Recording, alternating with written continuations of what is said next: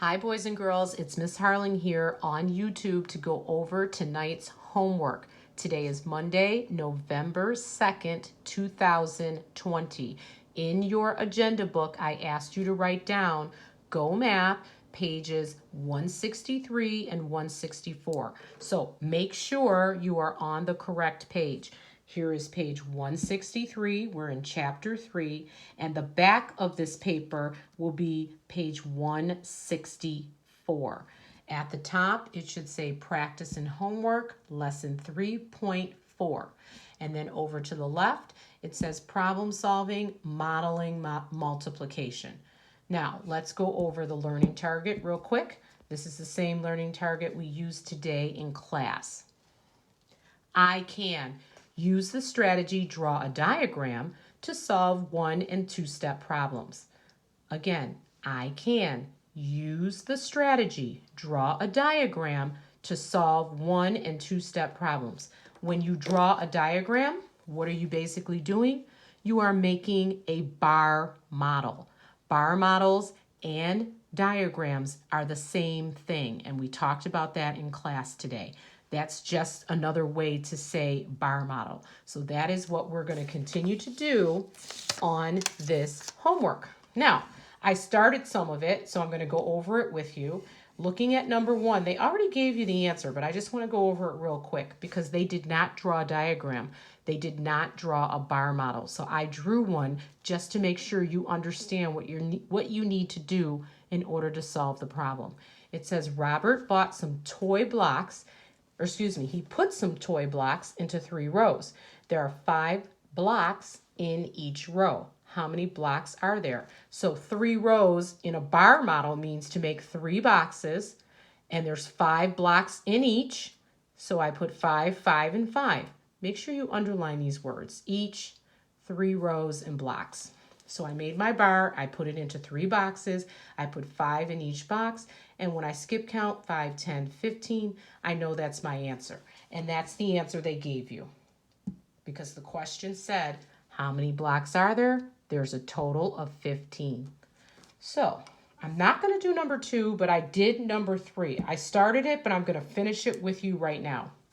It says, in Jillian's garden, there are 3 rows of carrots, 2 rows of string beans, and 1 row of peas. There are 8 plants in each row. How many plants are there in the garden? Now, I didn't mean to cross out the word garden. I was underlining that, okay?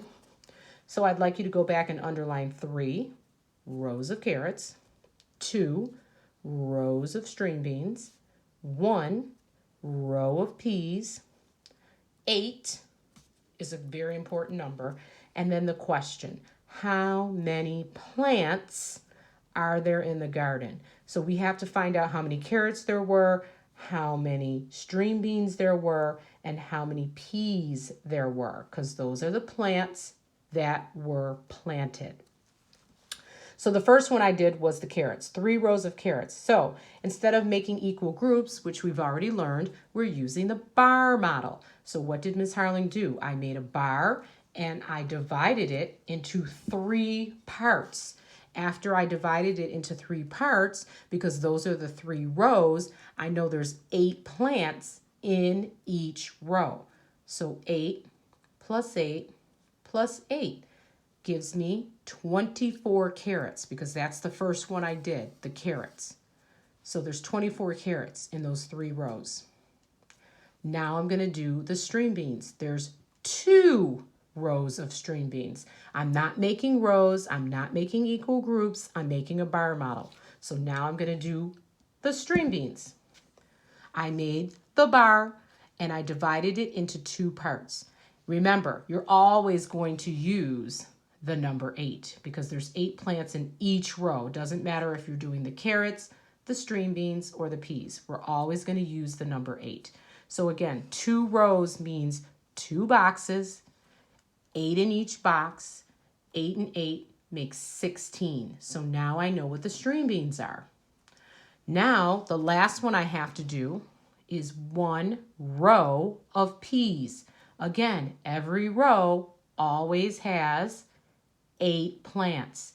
So here's my bar. I only made one bar for the 8, so that equals 8. So I put all my bars over here. Again, this bar represents the carrots. This bar represents the string beans. And this bar represents the peas. So now, what do I have to do with all of those answers? Because the question said, how many plants are in that garden? If you said to add, you are correct. I'm adding 24 from the carrots, 16 from the string beans, and 8 from the peas. When I add those together, 24 and 16 is 40. Plus 8 more gives me 48. That is my final answer. How many plants are in the garden? 48 plants. I made a bar model for each one of them, for the carrots, for the string beans, and for the peas. What do these bars all have in common? These bar models all have the number 8 in them because I told you in the word problem, it said every row has 8, depending on how many rows you make. All right, that one's done. I'm also going to do number 4 because that one's a little tricky too. So let's get to it. Maya visits the movie rental store. On one wall, there are 6 DVDs on each of the 5 shelves. On another wall, there are 4 DVDs on each of the 4 shelves. How many DVDs are there on the shelves? So now, please go back and underline. 6 DVDs on each of the 5. So you're showing 6 groups of 5. On the other wall, there's 4 DVDs on each of the 4 shelves. So on this one, we're going to do 4 groups of 4. Okay, so let's figure this out. We're going to make bars or a bar model to help us solve. So the first thing I underlined was 6 groups of 5. So I'm going to make a bar and I'm going to divide it into 6 parts.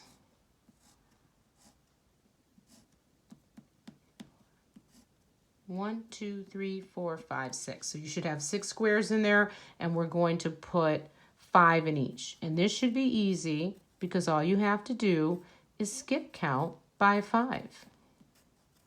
If I skip count by 5, 5, 10, 15, 20, 25, 30. I have 30 DVDs on that shelf. The other part of the problem we underlined was 4 DVDs on each of the 4 shelves. So I'm going to make another bar, but this time it's only going to be divided into 4 parts. 1, 2, 3, 4. And there's 4 on each shelf. So I'm just going to put the 4s in. 4 groups of 4. When I skip count by 4s, 4, 8, 12, 16. So there's 30 DVDs on the shelf for the first part of the problem. There's 16 DVDs on the other part of the problem. What do we have to do with these two numbers? If you said add, you are correct. 30 plus 16 is 46. So there's 46 DVDs altogether. I made a bar model for the first one, which was 6 on each of the 5 shelves.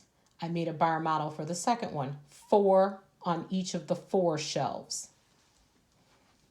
All right, I'm not going to do number 5, but I will do number 6. I always do the one that asks you to write.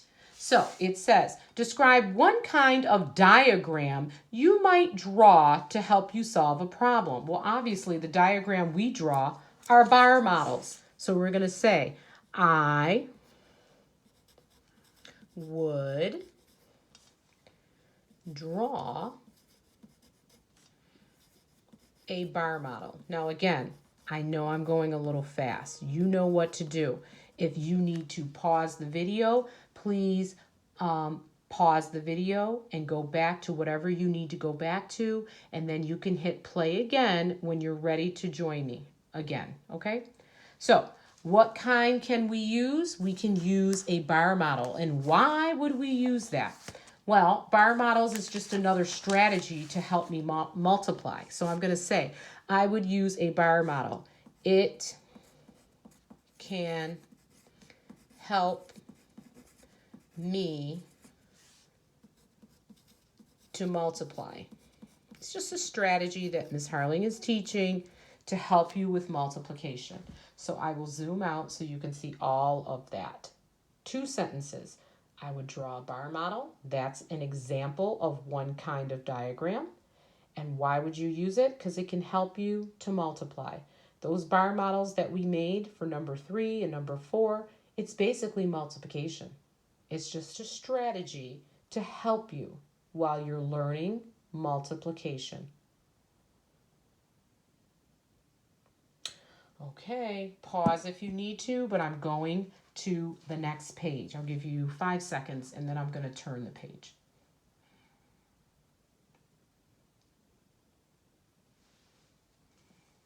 Okay, turning to the back. Let's go and see what we have in the back and what I can help you with. All right, I'm not doing number 1. Let's do number 2 at the top. It says, Kim watches a marching band. He sees 2 rows of flute players. 6 people are in each row. He sees 8 trombone players. How many flute players and trombone players does Ken see? So first, let's do the first part of the problem. This is a 2-step problem. You have to do more than 1 step. And remember, our learning target says we have to solve using 1 and 2-step problems. So this problem, you have to do 2 steps to find the answer. So 2 rows of flute players, and there's 6, notice they wrote that in words and not in a number, people in each row. So we're going to do 2 rows of 6. So I'm going to make 2 boxes for my bar model, and I'm going to put 6 in each row because that represents 2 rows of 6. 6 and 6 makes 12. So now we know there's 12 people who play the flute. And he also saw 8 trombone players. So how many flute and trombone? So this represents the trombone. What are we going to do with 12 and 8? We're going to add them together. 2 plus 8 is 10. Carry the 1, bring down the 0. 1 and 1 make 2. So he saw a total of 20 people playing instruments in that marching band. He saw a total of 20. 12 were playing the flute, 8 were playing the trombone. All right, moving on. I'm not going to do number 3. I'm not doing number 4. So let's see, 5 or 6.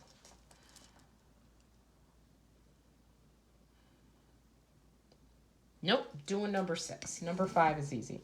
All right.